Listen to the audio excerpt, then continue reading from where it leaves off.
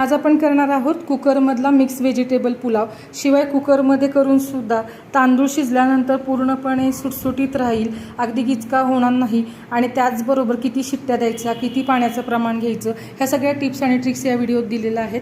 Video शेवटपर्यंत नक्की बघा। व्हेज पुलावसाठी एका भांड्यामध्ये आपण साधारणपणे 1.5 ग्लास बासमती लॉंग राईस घेतलाय आणि आता हा आपण 2-3 वेळा पाण्याने स्वच्छ धुवून घ्यायचा आहे आणि साधारणपणे पुलाव करण्यापूर्वी किमान अर्धा तास तरी हा तांदूळ आपल्याला भिजवून ठेवायचा आहे। तांदूळ पूर्णपणे स्वच्छ झाल्यानंतर अशा पद्धतीने आपण जर भिजवून ठेवला तर जितकी तांदळाची लांबी आहे तेवढी शिजल्यानंतर आणखीन वाढते, त्याचबरोबर हा तांदूळ तिपटीने फुलतो, त्यामुळे आपल्याला ही प्रोसेस स्किप करायची नाही। आता अर्धा तास झालेला आहे, आता आपण पुलाव करायला घेऊया।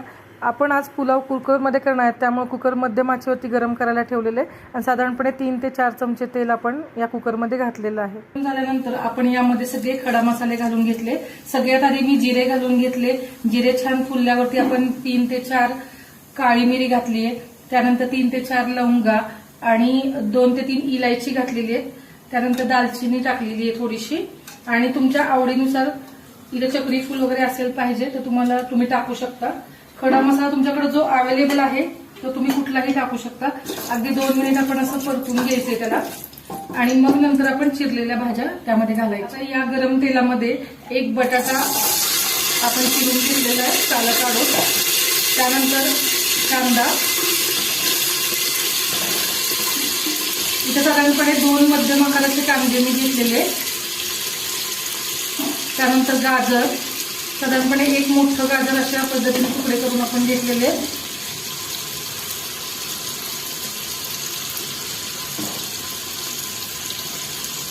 आता मध्ये मध्ये आपण सगळ्या भाज्या घालत असताना थोडंसं परतून घ्यायचंय जेणेकरून आपल्या कढईच्या तळाची चिटकणार नाही। त्यानंतर बीन्स कट करून घेतलेले आपण, ते बीन्स पण घालायचे।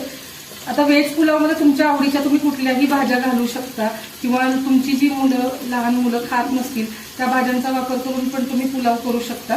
त्या निमित्ताने मुलांच्या पोटामध्ये पण सगळ्या भाज्या जातात। आता त्या 3 ते 4 मिरच्या मी अशा बारीक चिरून घेतलेल्या आहेत स्प्लिट करून, तर त्या आपण घालून घ्यायच्या आहेत। त्यानंतर फ्लॉवर आणि थोडेसे मटार, या भाज्यांचं प्रमाण तुम्ही तुमच्या आवडीनुसार कमी अधिक करू शकता। त्यासाठी आपण स्वच्छ धुवून पुसून घेतलेले आहे। तर परत 1 मिनिटभर आपण त्याला परतून घ्यायचंय छान। परतून झाल्यानंतर आपण लगेचच, तुम्हाला जर आवडत असेल तर इथं पनीर घेतलेलं आहे मी, तर तुम्ही पनीरचा वापर करू शकता। अगदी हा तुम्ही थोडासा फ्राय करून वापरला तरी चालेल, पण मी आता हा या तेलावरतीच फ्राय करणार आहे अशा पद्धतीने। आता आपण ही भाजी पटकन शिजावी यासाठी चवीनुसार मीठ आपण जो पुलावला घालणार आहे ते मी आत्ताच वापरते आणि परत एकदा आपण हे 2 मिनिट असं व्यवस्थित मिक्स करून घेऊया।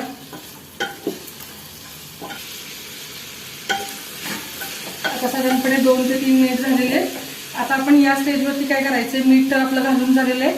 आता माझ्याकडे इथं पुलाव मसाला आहे, हा अवनी फूडचा पुलाव मसाला आहे। जर तुम्हाला ऑर्डर करायचा असेल तर डिस्क्रिप्शनमध्ये मी नंबर दिलेला आहे, तुम्ही त्याच्यावरनं मागवू शकता। आता साधारणपणे 1 ते 1.5 चमचा इथं मी पुलाव मसाला वापरते, अगदी मस्त पुलाव होतो। तुम्हाला दुसरं कुठले मसाले टाकायची गरज नाही, पण जर तुमच्याकडे पुलाव मसाला नसेल तर तुम्ही त्याऐवजी धणे जिरे पावडर पण घालू शकता आणि थोडासा गरम मसाला, म्हणजे मग तुम्हाला पुलावची परफेक्ट टेस्ट मिळेल। आता इथं हे सगळं परतून झाल्यानंतर तुम्ही इथं बघा अगदी मस्त व्यवस्थित सगळ्या भाज्यांवरती मसाल्याचं कोटिंग झालेलं आहे। रंग पण बघा किती सुरेख आलाय, पनीरवरती पण मसाला व्यवस्थित बसलेला आहे आपला। आता आपण या स्टेजवरती साधारणपणे 1 ते 1.5 चमचा दही घालून घ्यायचंय, पण दही घालत असताना नेहमी लक्षात ठेवा की गॅसची फ्लेम आपली मंद असली पाहिजे, नाहीतर हे दही फाटायची शक्यता असते। दह्यामुळे आपला जो पुलाव आहे तो अगदी स्मूथ होतो, मोकळा जरी झाला तरी पण टोटरे बसत नाहीत पुलावचे, त्यासाठी आपण हे दह्याचा वापर करतोय पुलावमध्ये।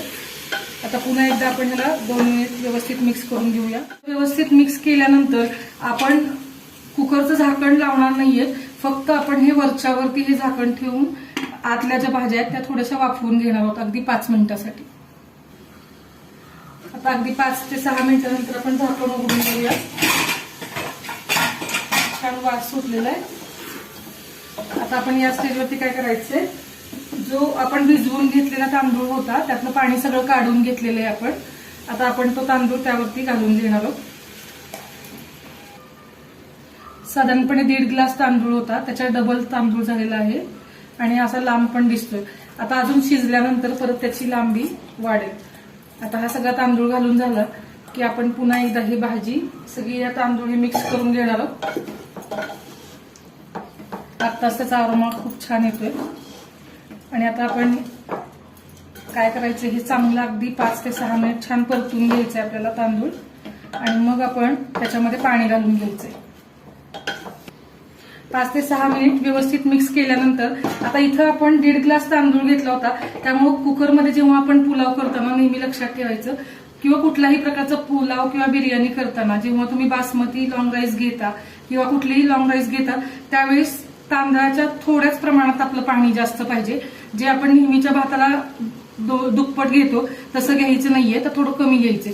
आता मी इथं 1.5 ग्लास तांदळासाठी 2 ग्लास आपण इथं पाणी वापरतोय, म्हणजे अर्धा ग्लासच आपण पाणी जास्त घेतलेलं आहे. इथं बघा तुम्ही, फार पण घ्यायचं नाहीये. आणि आता या स्टेजवरती जर तुम्हाला थोडंसं मिक्स केल्यानंतर जर मीठ वगैरे काही कमी वाटलं तर तुम्ही इथं घालू शकता. आता इथं मी आणखीन एक केलेलं आहे. सगळ्यात आधी आपण 1 चमचाभर लिंबाचा रस घालायचा आहे. लिंबामुळे सुद्धा पुलावला फ्लेवर मस्त येतो टँगी. कारण इथं आपण टोमॅटोचा वापर करत नाहीये, त्यामुळे आपण लिंबाचा रस आणि दही याचं जे कॉम्बिनेशन आहे त्यामुळे आपला पुलाव अगदी मस्त होतो. साधारणपणे थोडंसं पाणी आपलं एखादी उकळी यायला सुरुवात झाली की आता आपण इथं काय केलेलं आहे, मी अर्धी वाटी दुधामध्ये थोडं केसरच्या काड्या कोमट दुधामध्ये घालून घेतलेल्या आहेत. तर त्या रंगासाठी आपण ह्या इथं अशा घालून घेतलेल्या आहेत. बिलकुल ऑप्शनल आहे, तुम्हाला जर स्किप करायचं असेल तर तुम्ही करू शकता, पण यामुळे पुलावचा रंग खूपच सुंदर येतो म्हणून मी इथं वापरलेलं आहे. आता कुकरमध्ये आपण जेव्हा पुलाव शिजवतो तेव्हा आणखीन एक महत्वाची टीप म्हणजे जेव्हा आपण झाकण लावून घेणार आहोत तेव्हा आपली गॅसची फ्लेम मोठी करायची आहे आणि फक्त अगदी एकच शिट्टी आपल्याला लावून घ्यायची. एक शिट्टी झाली मोठ्या गॅसवरती की लगेचच आपण गॅस बंद करून घ्यायचा आहे. आता आपण याला 1 शिट्टी काढून घेऊया मोठ्या गॅसवरती. 1 शिट्टी झालेली आहे. आता आपण गॅस बंद करून अगदी 5 ते 6 मिनिट तसंच आपला पुलाव कुकरमध्ये राहू देऊया. शिट्टीनंतर पूर्णपणे वाफ गेल्यानंतर आपण साधारणपणे 7 ते 8 मिनिट हा कुकर तसाच ठेवला होता. तर आता मी त्याचं झाकण उघडून बघतीये. झाकण उघडल्यावरती आपल्याला लक्षात येईल अगदी मस्त वास सुटलेला आहे. शिवाय एक राईस सुट्टा झालेला आहे. कुठेही कुकरमध्ये शिजवून सुद्धा अगदी गिचका झालेला नाही. पुलाव अगदी सुटसुटीत झालेला आहे.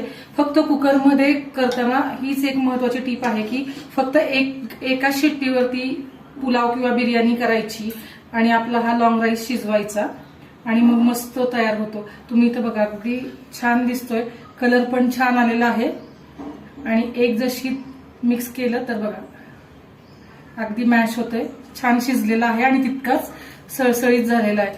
तर अशा पद्धतीने आपण हा पुलाव व्यवस्थित आता पुन्हा एकदा खालीवर मिक्स करून घेऊया. अगदी सगळं तळाशी व्यवस्थित आपण मिक्स केल्यानंतर आपल्या लक्षात येईल जे आपण त्याच्यामध्ये सॅफ्रन दूध घातलं होतं त्याच्यामुळे पण अगदी पुलावला मस्त रंग आलेला आहे आणि जो आपला पुलाव मसाला आहे त्याचा फ्लेवर खूप छान आलेला आहे. इथं तुम्ही जर आवश्यकता असेल तर तुम्ही थोडासा गरम मसाला पण घालू शकता.